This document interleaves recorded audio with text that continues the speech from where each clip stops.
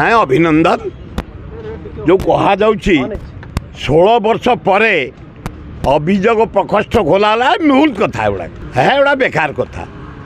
ନବୀନ ପଟ୍ଟନାୟକ ବି ଶୁଣୁଥିଲେ ଯେତେବେଳେ ଦେଖିଲେ ଅତ୍ୟଧିକ ଲୋକ ହେଲେ ତାପରେ ତାକୁ ବ୍ରାଞ୍ଚ କରିଦେଲେ ଅଫିସର ଲେବୁଲରେ ବାଣ୍ଟିଦେଲେ। ନନ୍ଦିନୀ ଦେବୀ ଖୋଲିଥିଲେ, ଜାନକୀ ପଟ୍ଟନାୟକ ଖୋଲିଥିଲେ, ଗିରିଧାରୀ ଗବାକ ଖୋଲିଥିଲେ, ସମସ୍ତେ ଅଭିଯୋଗ ପ୍ରକୋଷ୍ଠ ଖୋଲନ୍ତି। ଯାହା ହଉ ମୋହନ ବାବୁ ଖୋଲିଛି, ଧନ୍ୟବାଦ।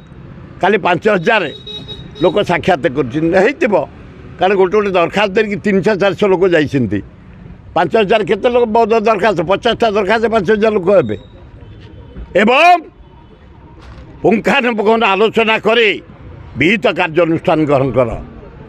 ତା ଭିତରେ ଅଛି କାଲି ଯେଉଁ ଲୋକ ଯାଇ ଦେଇଛନ୍ତି ଗରିବ କୁଡ଼ିଆ ଘର ଖଣ୍ଡିଆ ଘର ଯାହାର ଭୁବନେଶ୍ୱରର କଲୋନୀ ମାନଙ୍କରେ, ମେଡ଼ିକାଲ ଛକରେ, ଶହୀଦନଗରରେ, ସତ୍ୟନଗରରେ, ଜଟଣୀରେ, ଖୋର୍ଦ୍ଧାରେ ଝୁପୁଡ଼ି କରି ରହିଛନ୍ତି, ଖଣ୍ଡିଆ ଘରେ ରହିଛନ୍ତି, ଗାଁ ଗୁଡ଼ାରେ ରହିଛନ୍ତି, ଆଦିବାସୀ ପଡ଼ାରେ ଅଛନ୍ତି, ହରିଜନ ପଡ଼ାରେ ଅଛନ୍ତି, ମୁସଲମାନ ପଡ଼ାରେ ଅଛନ୍ତି। ଦାବିପତ୍ର କାଲି ଦିଆଯାଇଛି, ତାକୁ ପକ୍କାଘର କରିଦିଅ, ବଞ୍ଚିଯାଆନ୍ତୁ ଗରିବ ଲୋକ। ଆଉ କାଲି ଆପ୍ଲିକେସନ୍ ଆମ ଲୋକ ଯାଇ ଦେଇଛନ୍ତି, ତୁରନ୍ତ ମହାନଦୀ ତଳେ 11ଟା ବନ୍ଧ ପକା। ଛତିଶଗଡ଼ ବନ୍ଧ ପକାଇ ପାଣି ନେଲା, ତା ରାଜ୍ୟରେ ଲୋକ ପିଉଛନ୍ତି, ଚାଷ କରୁଛନ୍ତି, ଇଣ୍ଡଷ୍ଟ୍ରି ଚାଲିଛି।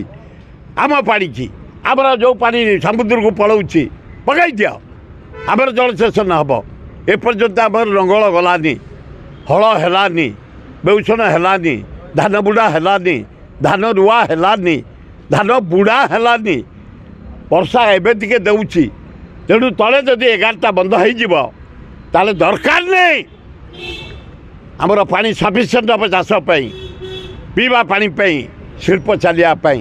ଏଇ ଯୋଡ଼ାଏ କାମ କଲ। କାଲି ଯେତେ ଦାବିପତ୍ର ଅଛି ମୋ ଲୋକ ଯାଇଥିଲେ, 3ଟା ଯାଇଛନ୍ତି।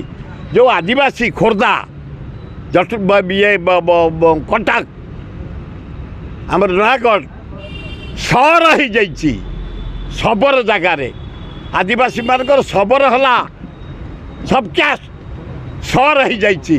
ସେମାନେ ଆଦିବାସୀ ସାର୍ଟିଫିକେଟ୍ ପାଇପାରୁନାହାନ୍ତି, ସିଡ୍ୟୁଲ୍ ଟ୍ରାଇବ୍ ସାର୍ଟିଫିକେଟ୍ ଆଡ଼ମିସନ୍ ହେଇପାରୁନି, ଚାକିରି ପାଇପାରୁନାହାନ୍ତି, ସୁବିଧା ପାଇପାରୁନାହାନ୍ତି ଯୋଜନାରେ ଆଦିବାସୀ ହିସାବରେ। ତୁରନ୍ତ ତାକୁ ଶବର କରିଦେବା ପାଇଁ କାଲି ଦେଇଛୁ ଆମେ। ତୁରନ୍ତ ଏଇ 3ଟା କରନ୍ତୁ।